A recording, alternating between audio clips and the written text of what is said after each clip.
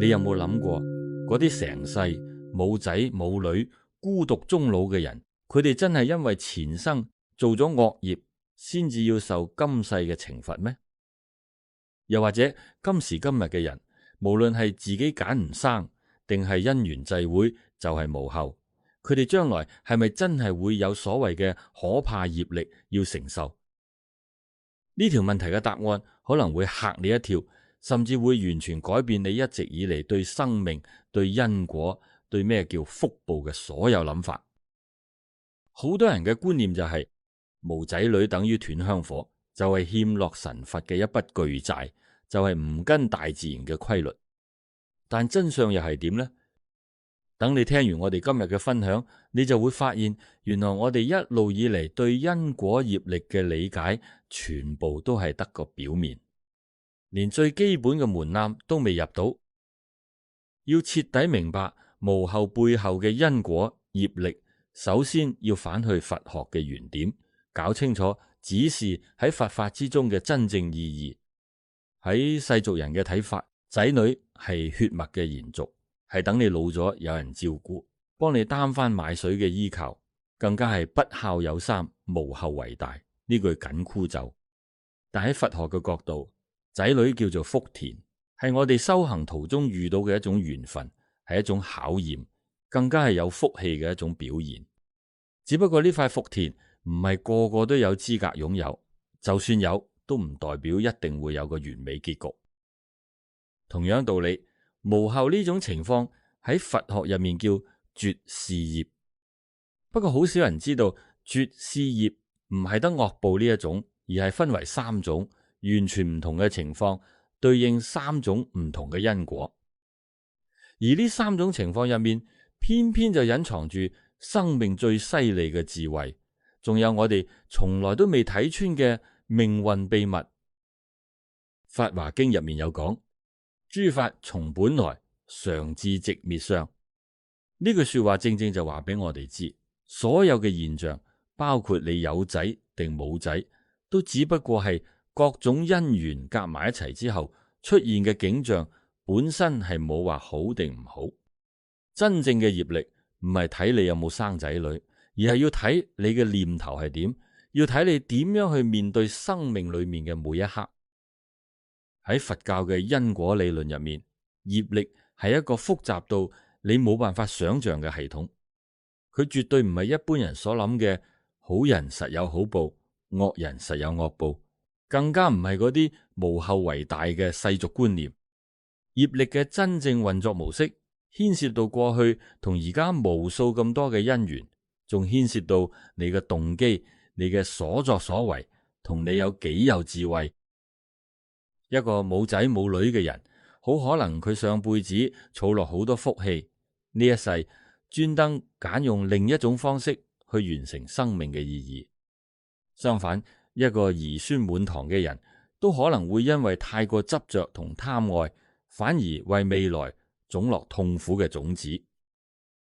佛陀喺《雜阿含經》度講得好清楚，一個人嘅價值唔係睇佢條血脈有冇傳落去，而係睇佢嘅慧命有冇傳到。乜嘢係慧命？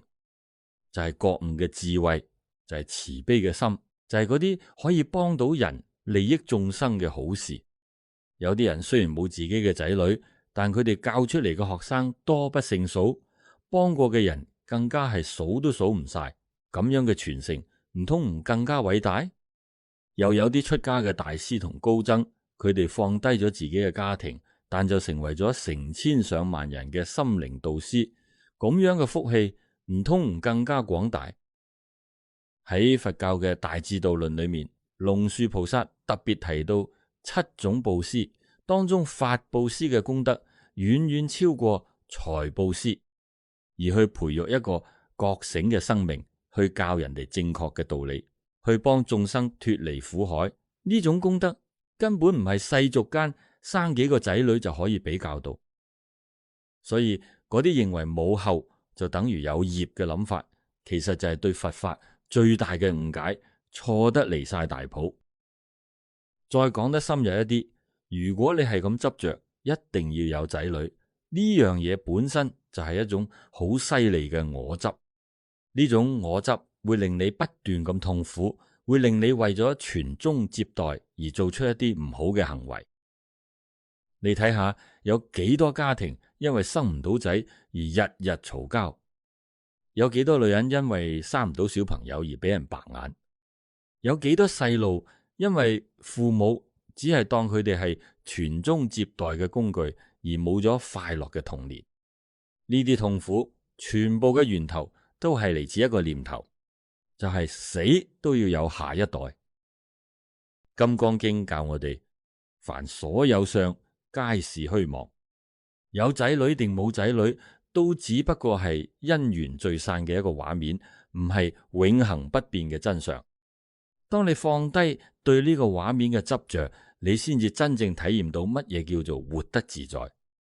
嗰啲冇仔女嘅人，假如佢哋可以用一個開闊嘅心去面對件事，用慈悲嘅行動去生活，佢哋得到嘅福氣好可能遠遠大過嗰啲只係為咗傳宗接代而盲生仔嘅人。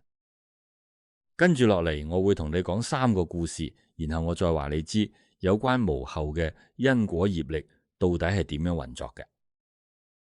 喺古時候嘅印度，有個城市叫王舍城，裏面有個非常有錢嘅商人叫做善思，佢嘅財富多到數唔晒，成個城市最大嘅駱駝商隊就係佢嘅。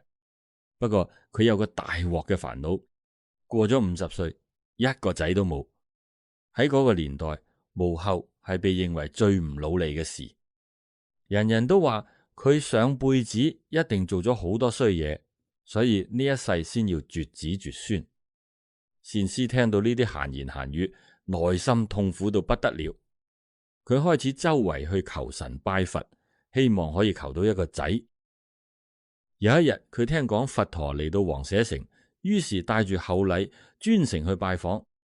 見到佛陀之後，善思跪咗喺度，聲淚俱下咁話：世尊，我今世樂善好施，從來呃人，點解個天要咁對我，連一個仔都唔俾我？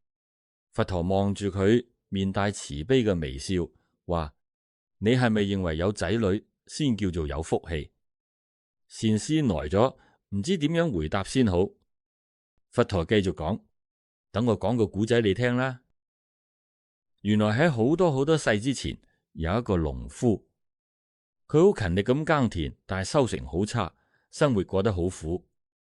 有一年，城裏面嚟咗一班修行嘅人，佢哋去農夫屋企化緣嗰陣，農夫雖然只剩下最後一啲米，但都二話不說，全部布施咗出去。佢老婆見到咁嬲到震，鬧佢話：我哋自己就嚟餓死，你仲將所有嘢俾晒人，以後點算？農夫好平靜咁回答：如果我哋餓死，都死得有價值；但如果為咗怕死而孤寒，咁生存落去又有咩意思？講完呢句說話，農夫就餓到暈低咗。就喺呢個時候，嗰班修行人入面帶頭嘅一位長者忽然間反轉頭，佢望住農夫，眼裏面流出眼淚。原來呢位長者係一位已經證得阿羅漢果嘅聖人，佢完全知道農夫嘅情況，但係專登嚟考驗佢嘅發心。長者即刻拎出好多金銀珠寶擺喺農夫屋企門口，然後對農夫嘅老婆講：你先生係真正嘅菩薩，呢啲珠寶係佢應得嘅福報。不過佢最大嘅福報唔係呢樣，而係佢種落咗用幾多世都用唔完嘅善因。老婆問：咁佢將來會得到啲乜嘢果報？長者答：佢將會生生世世大富大貴，唔使憂柴憂米，而最緊要嘅係佢會喺未來嘅某一世親身遇到佛陀，得到解脫嘅智慧。佛陀講到呢度，望住善思繼續講：嗰個農夫就係你嘅前世，你前世種落嘅布施善因，令你呢一世有咁多錢，但你知唔知點解你冇仔女？善思搖搖頭，雙眼充滿疑惑。佛陀話：因為你前世曾經發過一個願，嗰陣時你見到嗰班修行人周遊列國，冇屋企嘅束縛，你心入面非常之向往。你同你老婆講，但願下一世都唔要有家庭嘅枷鎖，可以用全部嘅財富去幫多啲人。你老婆當時聽完好嬲，但你呢個願望已經深深種咗喺你嘅白色田入面，成為咗一粒種子。禪師聽到呢度，先至如夢初醒，原來自己今世冇仔，唔係因為有冤業，反而係前世自己親口許諾嘅願望成真。佛陀繼續講：你而家有咁多錢，又冇仔女嘅負累，呢個唔正正係你實現前世願望嘅最佳時機咩？你可以用呢啲錢去起精舍，去幫助有需要嘅人，去支持佛法嘅弘揚。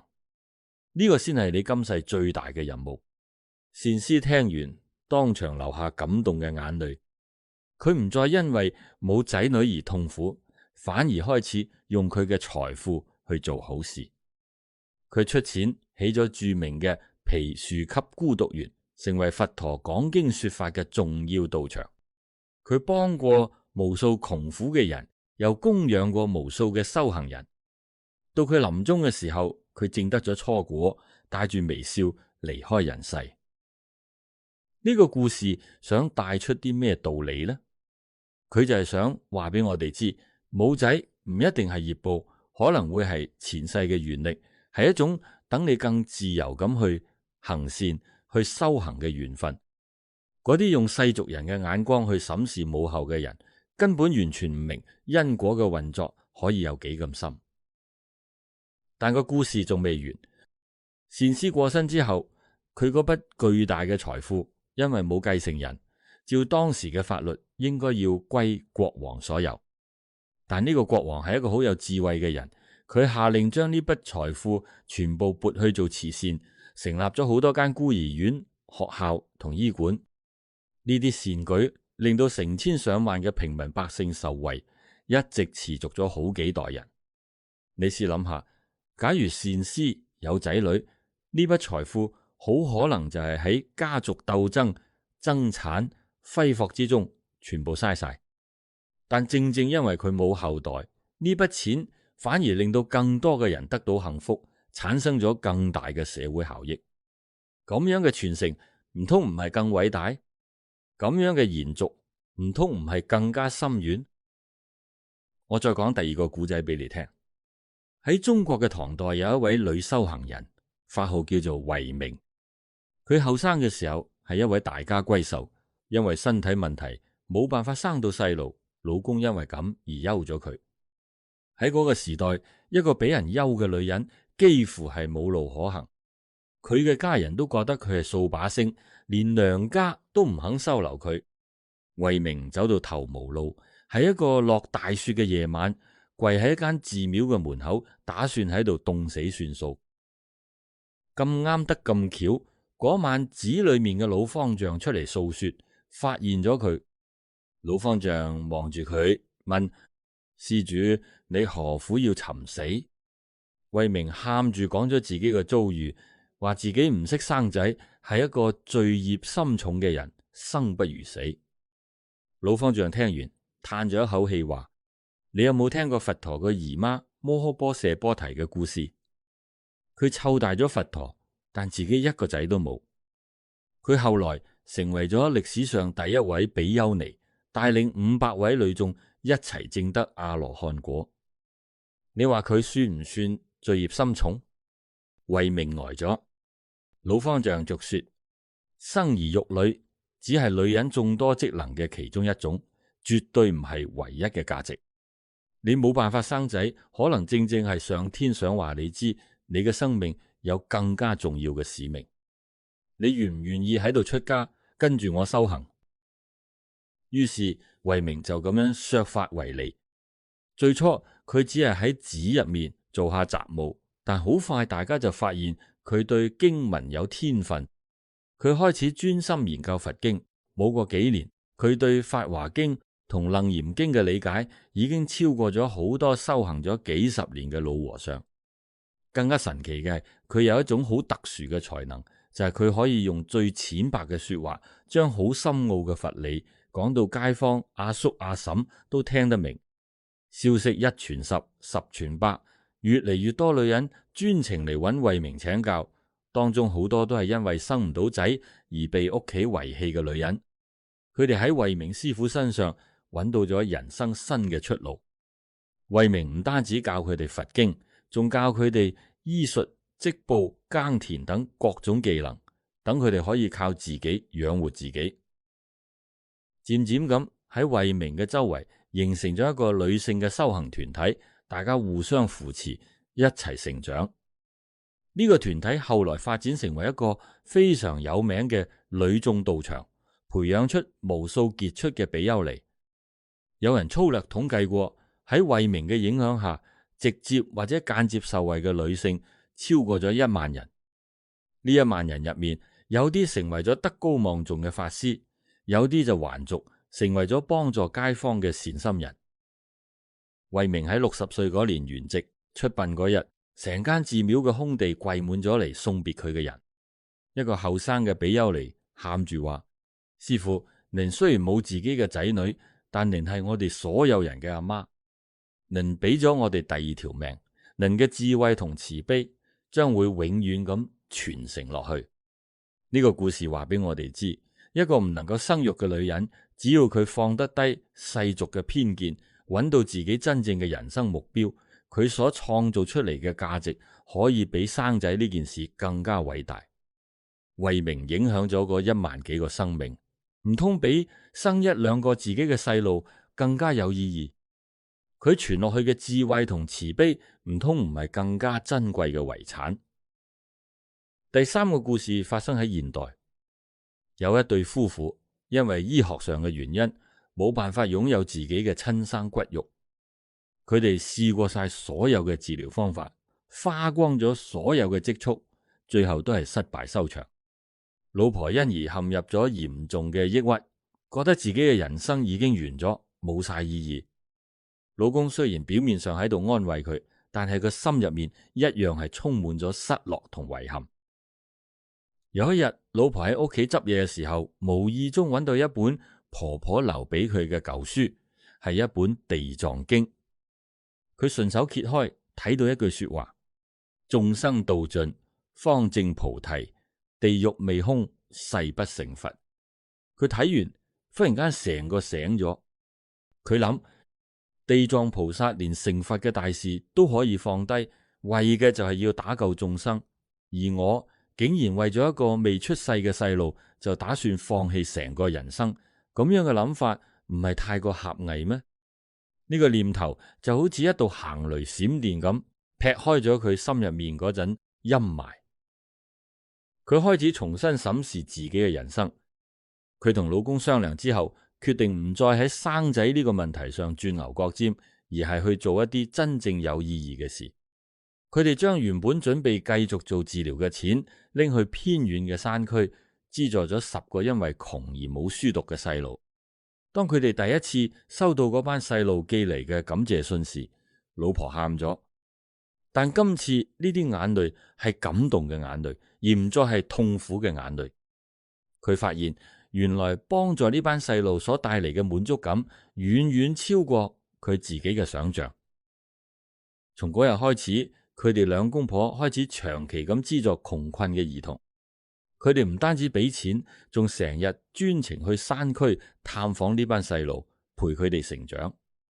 眨下眼，10年過去，佢哋資助過嘅細路，有啲已經考上大學，有啲就學識一門手藝，大家都揾到自己嘅出路，有反過未來。有一次聚會，一個已經大學畢業嘅女仔緊緊握住老婆隻手，話：阿姨，您知唔知喺我哋心入面，連同叔叔就係我哋嘅父母。如果唔係你哋，就冇今日嘅我哋。你哋俾我哋嘅唔單止係學費同生活費，更加係一個希望，一個向前行嘅方向。喺嗰一刻，老婆終於徹底放低咗佢心入面一直以嚟嘅遺憾。佢明白咗所謂嘅父母同子女嘅緣分，唔一定要靠血緣嚟維繫。佢同老公雖然冇自己嘅仔女，但佢哋擁有咗幾十個心連心嘅細佬，而呢班細路將來都會去幫助更加多嘅人。呢一種善意嘅傳遞，遠遠比單純嘅血脈傳承更加有意義，更加長遠。更加神奇嘅係喺呢個過程入面，老婆嘅抑鬱症唔使食藥都完全好返晒，佢變得開朗、有自信、充滿活力。佢成日同人講，以前我覺得冇細路係人生最大嘅不幸，而家我先至知道執着於冇細路呢個念頭先至係最大嘅不幸。當我放低咗份執住，用心去愛更多嘅生命，我反而得到咗最大嘅快樂。呢三個古仔橫跨咗古代、中代同現代，但佢哋帶出嚟嘅真相係一樣嘅，就係冇仔女唔係咩業障，最緊要係你點睇件事，點樣去應對，點樣將件事轉化為好事。嗰啲可以放得低固執嘅念頭，揾到自己生命更大意義嘅人，佢哋所積累到嘅福氣遠遠超過嗰啲只係為咗交差而生仔嘅人。而家我要帶你更深入地了解一個問題，到底咩嘢係因果業力？點解冇仔女唔等於有惡業？喺佛教嘅教義之中，業力嘅運作有一個好緊要嘅原則，叫做業由心造。即係話同一件事情，因為你嘅出發點唔同，最終造成嘅業力都會完全相反。例如兩個人同樣捐100蚊出嚟，一個人係為咗威威等人哋讚佢慷慨，另一個係真心想幫人，希望解決到對方嘅困難。佢哋種落嘅因已經唔一樣，將來得到嘅結果都一定會唔同。用反生仔呢件事嚟講，道理都一樣。有啲人生細路係因為佢真心中意細路，想俾一個生命好好咁成長，呢啲就係善因。但有啲人生細路只係為咗傳宗接代，想養兒防老，想光宗耀祖，甚至乎係將啲細路當成自己嘅財產，覺得有仔女先叫威。呢一種出發點就已經唔係純粹嘅善。反過嚟講，有人選擇唔生，係因為佢深思熟慮過，覺得自己目前嘅條件根本唔適合養育一個生命，又或者佢想將自己嘅精力放喺其他更有意義嘅事情上。呢種選擇本身係冇任何惡業可言嘅。唯識論有講，業力係儲存喺我哋嘅阿賴耶識入面，佢就好似一粒種子咁，要等到所有嘅因緣條件都齊晒，先至會發芽。結果有仔定冇仔，只係一個現象。呢個現象背後有千千萬萬嘅因緣同時喺度運作。呢啲因緣可能係前世嘅願望，可能係今世嘅決定，可能係身體嘅限制，亦可能係時代嘅影響。將所有冇仔女嘅情況懶係嘢咁，全部歸咎於業障，呢個諗法本身就已經誤解咗因果嘅真諦。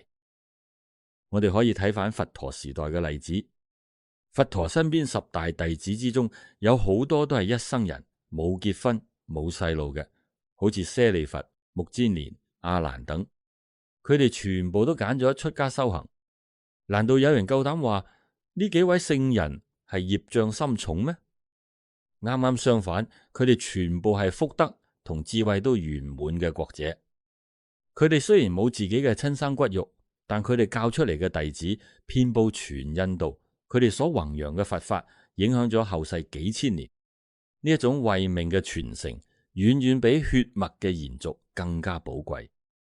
又睇下維摩詰居士，佢雖然係在家人，但佛經上冇講過佢有仔女。然而佢嘅智慧高超到連文殊菩薩都讚不絕口，佢嘅修行境界比好多出家人仲要高。佢用自己嘅生活方式話俾所有人知，乜嘢叫做喺塵世而唔染世俗，身處污濁而心自清淨。佢影響過嘅眾生多到數唔到，邊個可以話佢嘅人生冇意義？從更加深層次嘅角度嚟講，佛教講三世因果，三世即係過去世、而家世同未來世。我哋呢一世嘅遭遇係過去累世以來所做所為嘅果報，而我哋呢一世嘅所做所為又會為未來世種下新嘅種子。呢個係一個極之複雜嘅因果網絡，絕對唔係簡單嘅冇仔就係衰可以概括得到。有啲人呢，一世冇仔女，可能係因為佢上幾世已經生過好多細路，呢一世專登嚟抖下，體驗一下冇家庭負累嘅自由。有啲人可能係因為前世發過願，希望可以集中精神修行，所以呢一世先有無後嘅情況。有啲人就可能係因為佢嘅使命係要去幫助更加多嘅眾生，而唔係被困喺一個小家庭入面。呢啲全部都有可能，都係因果運作嘅一種方式。大寶積經入面有一個重要嘅概念：善男子，菩薩不為自己求安樂，但願眾生得離苦。真正嘅菩薩道唔係為咗自己個人嘅美滿，而係為咗所有眾生嘅利益。如果一個人可以放低對自己個小家庭嘅執着，去幫助更加多嘅生命，呢個行為本身就係行緊菩薩道，係喺度累積巨大嘅福氣。咁樣又點可能會係業障呢？我哋仲要明白一樣嘢，福氣並唔係只得仔女呢一樣嘢，福氣包括咗好多方面，例如健康、財富、智慧、人緣、長命、平安等等。有啲人雖然冇仔，但佢身體好、事業順、心態又靚，同個個都玩得埋，咁樣唔通唔係福氣？反過嚟，有啲人雖然兒孫滿堂，但係成日都要為仔女嘅事煩惱，俾佢哋激到扎扎跳，晚年生活過得苦不堪言，咁樣又算唔算係有福氣？佛教更加注重嘅係內心嘅解脫同智慧嘅提升。心經話我哋知，無掛礙故，無有恐怖，遠離顛倒夢想。當一個人可以放低對有仔定冇仔嘅執住，放低對世俗眼光嘅恐懼，佢就可以真正體驗到內心嘅自由。呢一種自由先至係最大嘅福氣。我見過太多因為死都要生仔而搞到自己好痛苦嘅人。有啲女人為咗有反個細路，不惜使幾十萬去做人工受孕，搞到自己身體又差，心理壓力又大。有啲男人因為傳宗接代嘅壓力，對老婆呼呼喝喝，最終搞到離婚收場。有啲夫妻為咗要追個仔，一胎接一胎咁生，搞到自己同班細路都活在貧窮同壓力之下。呢啲痛苦嘅根源全部都係一樣，就係放唔低一定要有後代呢個執念。調反轉嚟睇，嗰啲可以坦然接受自己冇仔女嘅人，佢哋反而通常活得更加輕鬆自在。佢哋有更多時間去做自己中意嘅嘢，有更多精力去幫人，有更大嘅自由度去探索人生嘅意義。佢哋唔使為咗湊仔嘅費用而頭痛，唔使為咗仔女嘅將來而焦慮，更加唔使處理婆媳關係、家族糾紛呢啲麻煩事。咁樣講，呢啲唔通唔係一種福氣？佛陀喺阿含經入面講過一個好重要嘅觀點，執着係一切痛苦嘅根源。我哋執着於一定要有仔女，呢種執着本身就帶嚟痛苦，而且呢種執着仲會遮住我哋嘅眼，令我哋睇唔到生命裏面其他嘅可能性，令我哋忽略咗其他同樣重要甚至更加重要嘅人生價值。有一位現代嘅高僧講得好，生命嘅價值唔在於你創造咗幾多個肉體，而在於你啟發咗幾多個靈魂。一位老師，佢可能冇仔女，但佢教出嚟嘅學生成千上萬，呢班學生將來又會影響更加多人。一位醫生，佢可能揀咗唔生細路，但佢救過嘅病人多不勝數，帶俾無數家庭新嘅希望。一位作家，佢可能終身冇結婚，但佢嘅作品影響咗一代又一代嘅讀者。呢啲人嘅生命難道唔值得尊敬？從業力嘅角度嚟講，真正重要嘅係你嘅念頭同你嘅行為。你係咪心存慈悲？你係咪老實善良？你係咪樂於助人？你係咪努力修行？呢啲先至係決定你未來條路點行嘅關鍵。有冇仔女只係無數因緣入面嘅其中一粒微塵。佢既唔能夠決定你成個嘅業力走向，亦都唔能夠代表你嘅人生價值。我想特別強調一點，佛教從來都唔主張用世俗嘅標準去衡量一個人嘅修行成就。恰恰相反，佛教係鼓勵我哋跳出世俗嘅框框，用更高嘅智慧去睇待生命。能家經話：寧起我見如須彌山，不起空見增上慢。意思即係話，你執着於世俗嘅觀念，都仲未算最恐怖。最恐怖嘅係用一啲錯誤嘅偏見去否定人哋嘅價值。嗰啲成日攞無後為大嚟做藉口，去批評冇仔女嘅人，佢哋自己先係喺度做緊口業。佢哋用自己狹隘嘅認知去傷害一班可能已經好難過嘅人，呢個行為本身就係種緊惡因。至於嗰啲被批評嘅冇仔女嘅人，如果佢哋可以保持內心平靜，唔俾呢啲說話影響，反而因為咁而累積咗定力同智慧嘅功德。維摩詰經有一句說話：觀身實相，觀佛亦然。意思係話，當我哋可以睇清楚自己身心嘅真實本質，就可以理解到佛嘅境界。呢個真實本質係啲乜？就係世間萬物都係因緣際會之下嘅暫時組合，一切都係無常嘅，冇一樣嘢有永恆不變嘅本質。有仔冇仔都係一樣，佢只係因緣顯現出嚟嘅一個現象，本身冇絕對嘅好同唔好。真正嘅修行係要破除我哋內心嘅分別心同執着。當你可以平等咁去對待有仔同冇仔，當你可以唔受世俗嘅眼光左右，當你可以揾到自己生命嘅真正價值，你就已經喺修行嘅路上踏出一大步。好多冇仔女嘅人，佢哋經歷完最初嘅痛苦同掙扎之後，往往都會得到更加深刻嘅人生體會。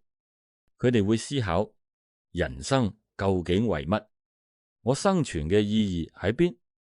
我可以為呢個世界做啲咩？呢啲思考會令佢哋變得更成熟，更了解生命嘅本質。從呢個角度睇，冇仔女反而成為咗佢哋修行嘅推動力。佛教有一句說話叫煩惱即菩提，意思係話嗰啲令我哋煩惱嘅事情，只要我哋識得處理，佢哋就可以反過來成為我哋覺悟嘅契機。冇仔呢件事，如果你一直執着，覺得好痛苦，佢就係煩惱。但如果你可以放低執着，從中獲得智慧，佢就可以轉化為菩提。我認識一位女士，佢因為身體問題冇辦法生仔，曾經為呢件事痛苦咗好多年。後來佢開始接觸佛法，慢慢咁放低咗呢個執念。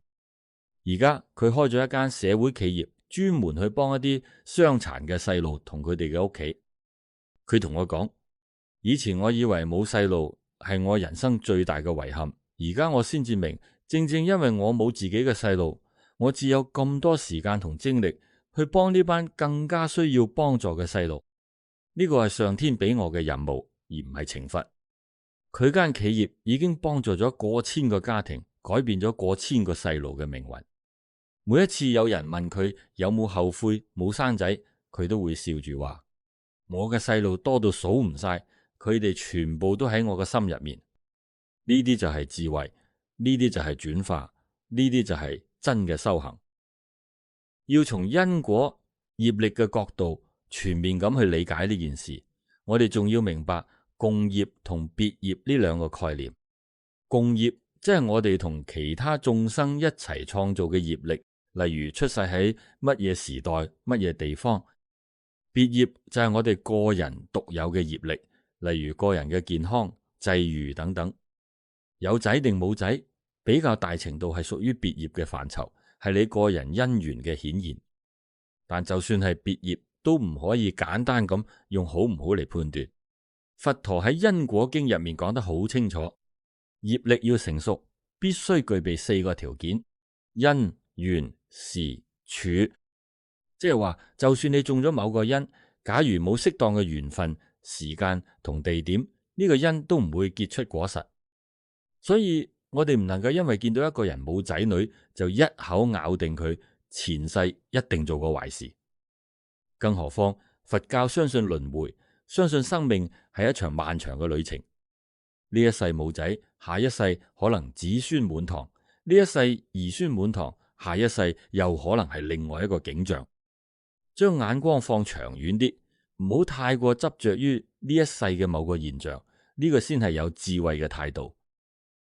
法華經話：一切眾生皆有如來智慧德相，即係每一個生命本質上都有佛性，都有成佛嘅潛能。呢個佛性唔會因為你有冇仔女而有任何增減。你嘅價值在於你有冇顯發出你嘅佛性，而唔係在於你嘅家庭狀況或者有幾多個細路。生命最深層嘅意義在於覺悟，在於解脫，在於慈悲，在於智慧。一個冇仔嘅修行人，假如佢能夠證悟空性，體驗到萬物嘅本質，佢嘅生命會比嗰啲日日為家庭牽絆而煩惱嘅人精彩好多。一個冇仔嘅善心人，假如佢能夠廣行善事，利益眾生，佢所累積嘅功德會比嗰啲淨係掛住自己個小家庭嘅人多好多。我哋千祈唔好俾世俗嘅觀念綁死。佛陀當年點解要離開皇宮出家？點解要放棄老婆同個仔？正正就係因為佢睇到一個更大嘅使命，睇到所有眾生嘅苦難，睇到一條真正嘅解脫之路。假如佢當時俾一定要湊大個仔，一定要盡爸爸嘅責任，呢啲觀念束縛住，咁就唔會有後嚟嘅佛教，更加唔會有咁多眾生得到救度。每個人嘅因緣都唔同，使命都唔同。有啲人嘅使命係喺家庭入面修行，透過養育仔女去學習無私奉獻；有啲人嘅使命係要走出家庭嘅框架，去幫助更加多嘅生命。呢兩條都係正正當當嘅路，都值得我哋尊重，都一樣可以修成正果。所以當你見到一個冇仔女嘅人，請你唔好用世俗嘅眼光去批評佢。你唔知道佢嘅過去，唔了解佢嘅因緣，更加唔明白佢嘅使命。可能佢而家正正用緊你睇唔到嘅方式，積聚緊好大好大嘅福德。可能佢今世嘅選擇就係佢好多好多世修行返嚟嘅結果。可能佢嘅存在本身已經喺度用一種特別嘅方法利益緊呢個世界。而如果你自己就係一個冇仔女嘅人，更加請你唔好俾世俗嘅閒言閒語傷害到你。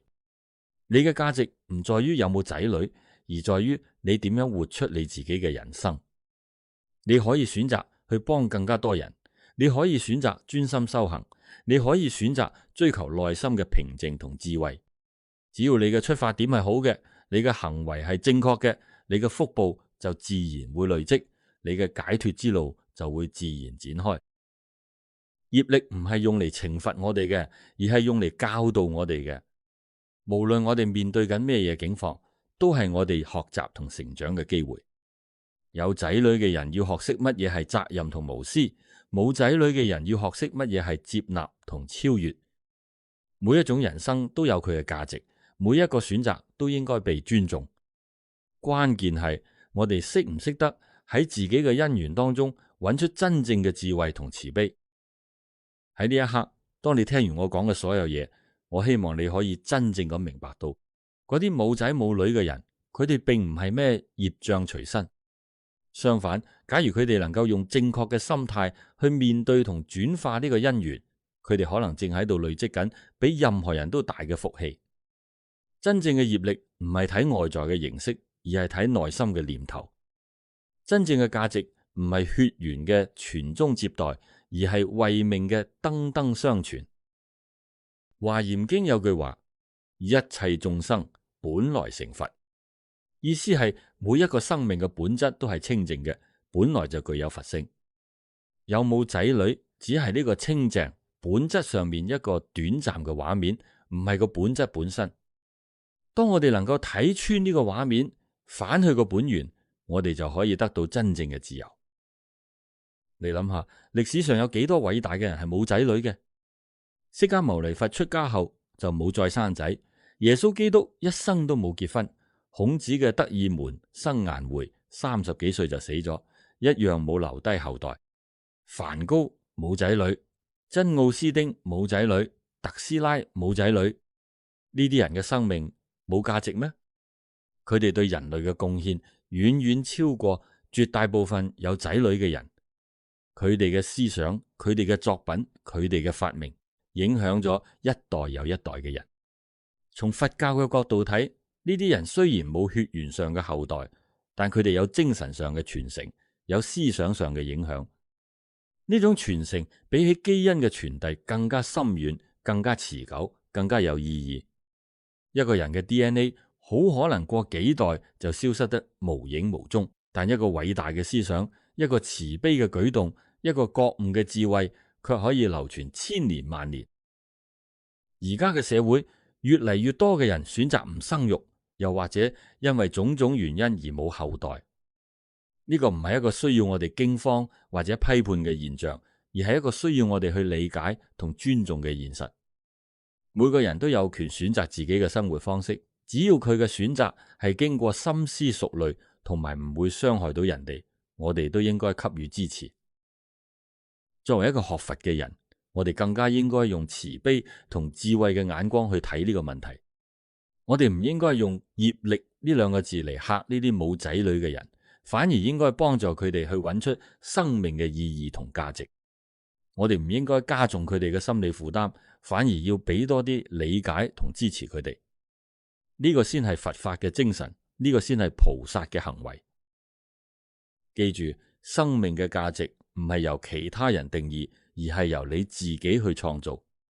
你可以選擇做一個有仔女嘅好爸爸、好媽媽，亦可以選擇做一個冇仔女嘅大善人。無論你揀咗邊條路，只要你嘅心係善良嘅，你嘅行為係正確嘅，你嘅未來就一定會係光明嘅。業力唔會因為你冇仔女而懲罰你，相反，如果你能夠善用冇仔女呢個因緣去利益更加多嘅眾生，你所積累嘅福德會比好多人都要大。願所有睇到呢度嘅人都可以放低對有仔冇仔嘅執着，都可以揾到自己生命嘅真正價值。願你哋可以用慈悲心對待自己，用智慧心面對人生。願你哋都可以喺屬於自己嘅因緣當中，活出一個最好嘅自己，成就一段最美嘅人生。如果呢段影片令你有啲得着，請你分享出去，等更多有需要嘅人都可以睇到。等我哋一齊用正確嘅觀念去破除嗰啲誤導人嘅思想。等我哋一齊用慈悲嘅心去理解每一個唔同嘅生命選擇。喺留言區寫低你嘅感受同疑問，或者講下你嘅故事。可能你嘅分享就係正喺度迷惘緊嘅人最需要嘅明燈。最後，我想留一個問題俾你諗下：當你嘅生命去到盡頭嗰一刻，你希望人哋記住你嘅係啲乜？係你留低咗幾多個仔女，定係你喺呢個世界上留低咗幾多善行同影響？呢個問題嘅答案就係你人生真正應該行嘅方向。願你喺揾答案嘅旅途上，最終會揾到屬於你自己嘅光明大道。